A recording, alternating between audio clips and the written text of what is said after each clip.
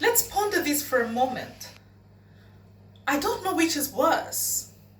A monkey being told they look like a human, or a human being told they look like a monkey. We have to understand the depth of who we are. That way, we do not respond to insults in a way that demeans us, the bearer of such insults. Let me tell you something very interesting.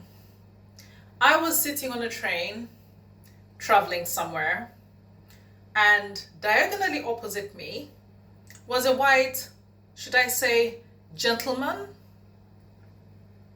He started to point at me and tell me,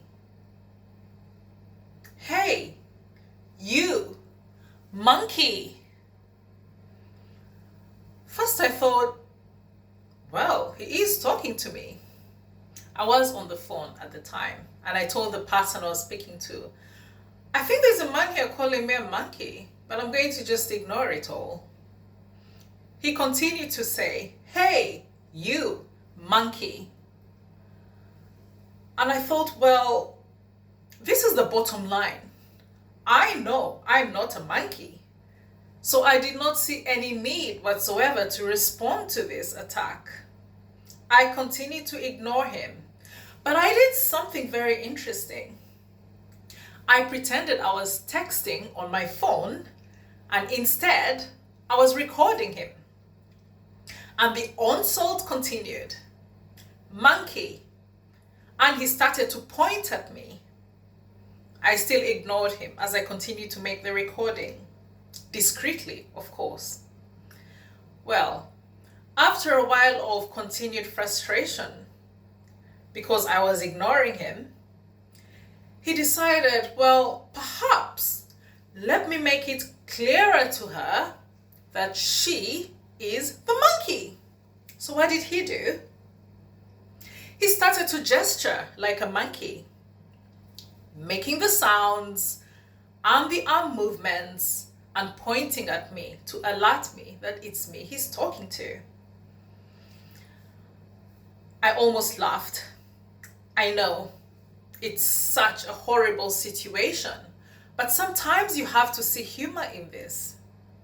But the other thing as well is, while I was sitting there recording him, I thought, well, I wonder who is feeling the shame. Him? Or is it I? And that was very easy for me to work out. I definitely was not feeling ashamed. Though, on a more serious note, I started to feel afraid because there were not many people in the carriage. Everyone watched, no one said a word. I decided to get off the train before my stop because I thought if he continues to get angry because I'm ignoring him, then it might pose a problem. Once I got off the train, another passenger, a white gentleman, came up to me and he said, "Do you know that man was calling you a monkey?" I said, "Oh yes, I'm aware of it." I was so oblivious, or I acted so oblivious to the onslaught of this behavior that passengers actually thought that I wasn't aware of it, but I was fully aware. But what I was more aware of is who I am. And one thing I know I'm not, especially even without attending a biology lesson of anatomy, I know I'm not a monkey.